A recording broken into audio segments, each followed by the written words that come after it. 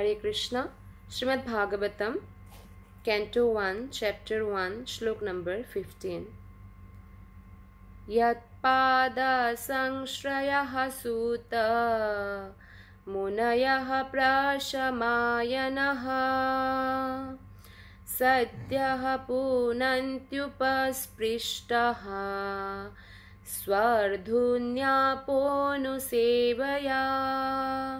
यत्पादसंश्रयः सूत मुनयः प्रशमायनः सद्यः पुनन्त्युपपृष्टः स्वर्धुन्यापोऽनुसेवया। अनुवाद तात्पर्य शिला प्रभुपाद के द्वारा। शिला प्रभुपाद की जय। अनुवाद।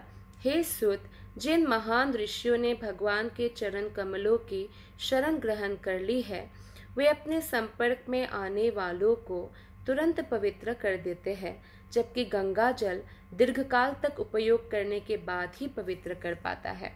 तो कई अगर दीर्घकाल तक गंगा जी में स्नान करते हैं तभी वो पवित्र हो पाते हैं, है ना। तो गंगा जल तो परम पवित्र है और गंगा जल जो है भगवान कृष्ण के एक्चुअली चरणामृत है।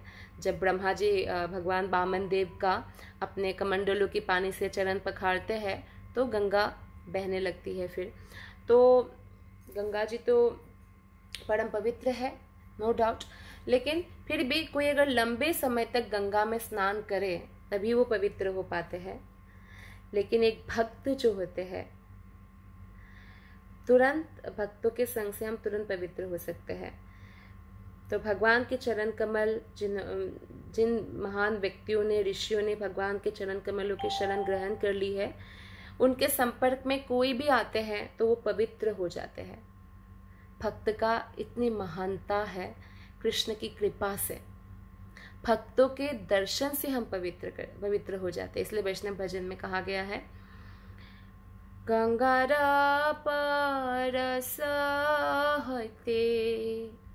पश्चाते पावन दर्शने पवित्र करो हेतु मार्ग। तो वैष्णवों का क्या गुण है कि दर्शन मात्र से वो पवित्र कर देते हैं। गंगा को तो हम पहले स्पर्श करेंगे, उसके बाद पवित्र होते हैं। तो इसमें भी देखिए भागवतम के श्लोक में बताया गया है कि लंबे समय तक गंगा में स्नान करने के बाद पवित्र होते हैं, लेकिन जो भी भक्त के संसर्ग में आते हैं, संगति में आते हैं, वो तुरंत पवित्र हो जाता है। तो इसलिए सोचिए, भक्त के साथ अगर हम संगति करेंगे, भक्त का अगर हमारे घर में पाँव रख दिया तो तीर्थ स्थान में परिवर्तित हो जाता है। इतनी शुद्ध भक्तों की महानता है। तो इसलिए हमें भक्तों की संगति कभी भी नहीं छोड़नी चाहिए। इनफैक्ट सिर्फ भक्तों की संगति करना चाहिए और भक्तों को ही अपना काउंसलर बनाना चाहिए। एक प्रामाणिक गुरु का शरण ग्रहण करना चाहिए। ये हमारे जीवन का सबसे बड़ा सौभाग्य होगा। तात्पर्य में श्रील प्रभुपाद जी बताते हैं कि भगवान के शुद्ध भक्त पवित्र गंगा जल से भी अधिक शक्तिमान होते हैं। गंगा जल के दीर्घकालीन प्रयोग से ही किसी को आध्यात्मिक लाभ मिलता है, लेकिन शुद्ध भक्त जो कृष्ण के होते हैं वो तुरंत ही उनकी संगति से हम पवित्र हो सकते हैं। तो भगवत गीता में कहा गया है कि चाहे कोई शूद्र हो, स्त्री हो, वैश्य हो, लेकिन वो भगवान के चरण कमलों के शरण ग्रहण कर सकता है और इस तरह वो भगवत धाम जा सकता है। तो भक्तों में ऐसा कभी भी जाति बुद्धि नहीं होना चाहिए। भक्तों में अगर हम जाति बुद्धि करते हैं तो हम नरक में जाते हैं। 3 तरह के, जैसे भक्तों में हमने जाति बुद्धि किया, ये कौन से कास्ट का, कौन से जाति का, ऐसा किया तो नरक जाएंगे। कृष्ण के विग्रह में पत्थर बुद्धि लगा के तो पत्थर है तो नरक जाएंगे। और प्रामाणिक गुरु में साधारण मनुष्य की बुद्धि, अरे ये भी मर जाएंगे और ये भी तो हमारी तरह ही मनुष्य ही है साधारण, तो भी नरक जाएंगे क्योंकि वो लोग साधारण नहीं हैं। तो इसीलिए हमें भले ही कोई स्त्री हो, जैसे भागवत गीता में कहा गया है कि स्त्री, वैश्य और शूद्र जो है, क्योंकि उनकी बुद्धि छोटी छोटी चीज़ों में लगी रहती है।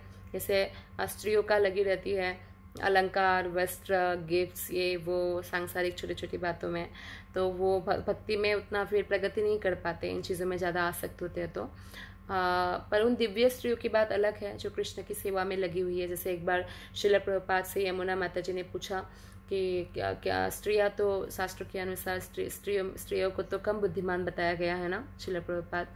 तो प्रभुपाद ने कहा, yes you are if you think you are a woman. मतलब हाँ, आप बिल्कुल कम बुद्धिमान हो अगर आप अपने आप को स्त्री समझते हो, क्योंकि हमें क्या समझना है, हमें क्या जानना है कि हम आत्मा है, स्त्री के शरीर में है, तो जो भी नियम कानून है वो पालन करेंगे। लेकिन ऐसे किसी देश में होते तो उस देश का आप नियम कानून पालन करते हैं ना, वैसे ही शास्त्रों में जैसा बताया गया है वैसा हम पालन करेंगे, लेकिन हमें अपने आप को आत्मा समझना है। ठीक उसी प्रकार से वैश्य होते हैं, तो वैश्य लोग हमेशा धन कैसे कमाएं, धन की बिजनेस में, धन में उनका मन होता है बहुत, इसलिए भक्ति में नहीं लगता है। तो लेकिन जो वैश्य परिवार में जन्म होकर भक्त हो गए, उनका अब कोई जाति नहीं रहा, उनका एक ही जाति है कि वो अच्युत गोत्र के है और वैष्णव है, जो ब्राह्मणों से भी, समस्त प्रकार से ब्राह्मणों से उच्च कैटेगरी में है शास्त्रों के अनुसार।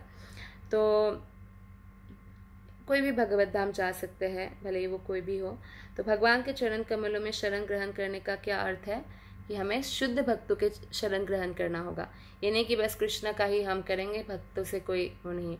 तो ये कनिष्ठ भक्तों का लक्षण है कि नए नए में जब भक्ति में आते हैं तो मंदिर के अच्छे विग्रह में तो बहुत श्रद्धा है, लेकिन भक्तों में कोई श्रद्धा नहीं। भक्तों के साथ या भक्तों के साथ कैसे बिहेव करना है उनको नहीं मालूम है, और भक्तों के कोई शरण ग्रहण नहीं करते, अपना ईगो सरेंडर नहीं करते हैं, तो तब हमारा प्रगति इतना नहीं हो पाता है। शुद्ध भक्तों के शरण ग्रहण करना ही होगा, हमें भक्तों की सेवा करनी होगी, तब हम भक्ति में आगे बढ़ते हैं। जिन शुद्ध भक्तों का एकमात्र कार्य भगवान की सेवा करना है, उनको क्या कहा जाता है? प्रभुपाद या विष्णुपाद कहा जाता है। इसलिए ऐसी भक्ति वेदांत स्वामी को श्रील प्रभुपाद कहा जाता है, क्योंकि उनका एक ही कार्य है, भगवान की सेवा करना, जिससे ऐसे भक्तों के भगवान के चरण कमलों के प्रतिनिधि होने का संकेत मिलता है।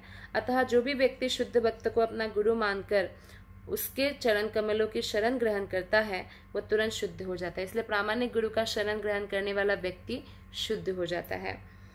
क्योंकि अगर आपने किसी को प्रामाणिक गुरु को किसी को अपने गुरु स्वीकार किया है, तो आप अपने अहंकार को भी सरेंडर कर रहे हैं, क्योंकि गुरु की आज्ञा से आपका जीवन अब चलेगा, है ना। किसी की भी आज्ञा पालन करना या किसी को बॉस समझना, इसके लिए ईगो को सरेंडर करना पड़ता है।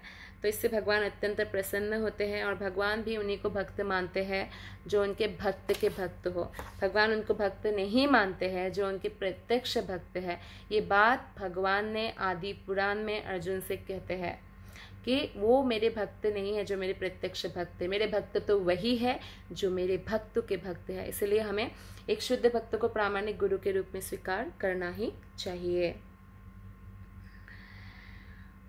भगवान के ऐसे भक्त भगवान के ही समान आदरित हैं, क्योंकि वे भगवान की गुह्यतम सेवा में लगे रहते हैं, और वे उन पतित आत्माओं का इस भवसागर से उद्धार कराते हैं जिन्हें भगवान अपने धाम में वापस बुलाना चाहते हैं। तो भगवान कृष्ण की कृपा होती है जो शुद्ध भक्तों के शरण ग्रहण करते हैं, और जो एक शुद्ध भक्त होते हैं वो समस्त पतित आत्माओं के उद्धार के कार्य में लगे रहते हैं। और फिर जो लोग प्रयास करते हैं शुद्ध भक्त के शरणागत होते हैं, तो भगवान उनको और कृपा देते हैं और भगवान भगवत धाम में वापस बुलाते हैं।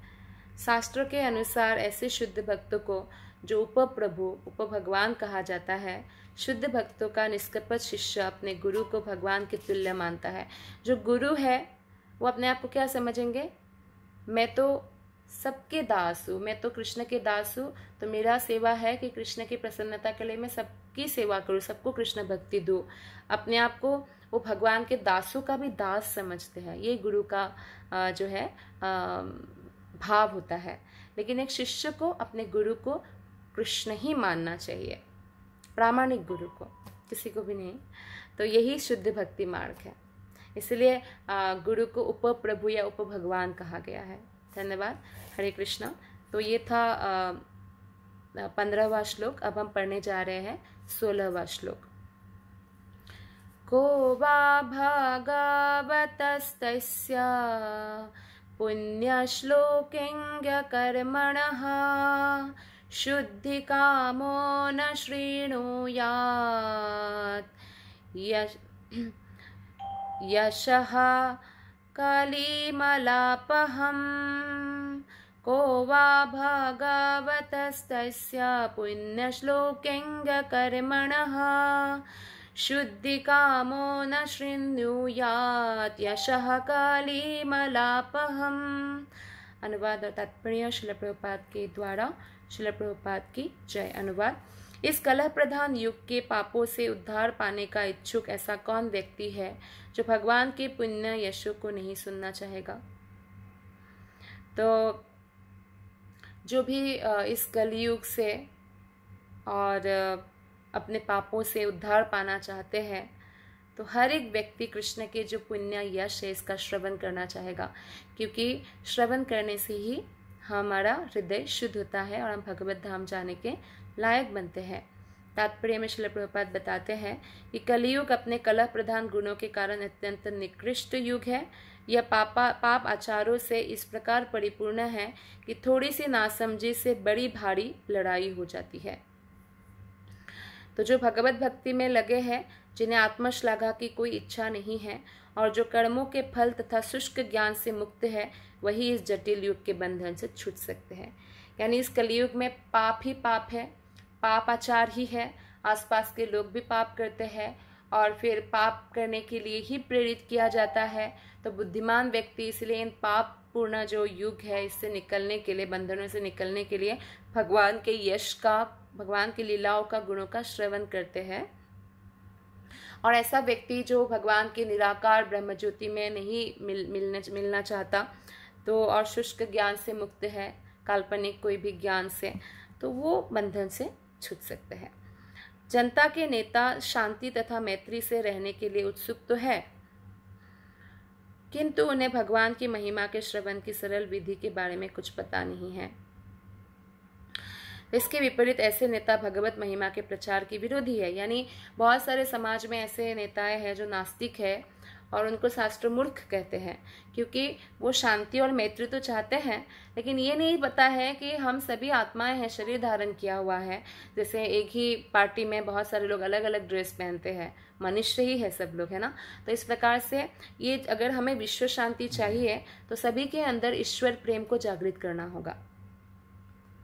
तो इसीलिए जो भगवान के अस्तित्व को नकारना चाहते हैं वो नेता हमारा कल्याण नहीं कर सकते हैं शास्त्रों के अनुसार।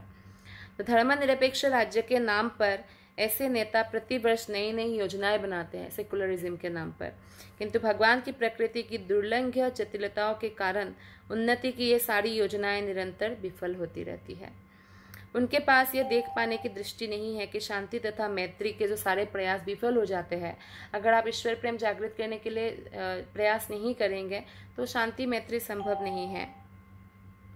लेकिन इस श्लोक में हम देखते हैं कि इस जो अवरोध को पार करने का हमें इसमें संकेत मिलता है।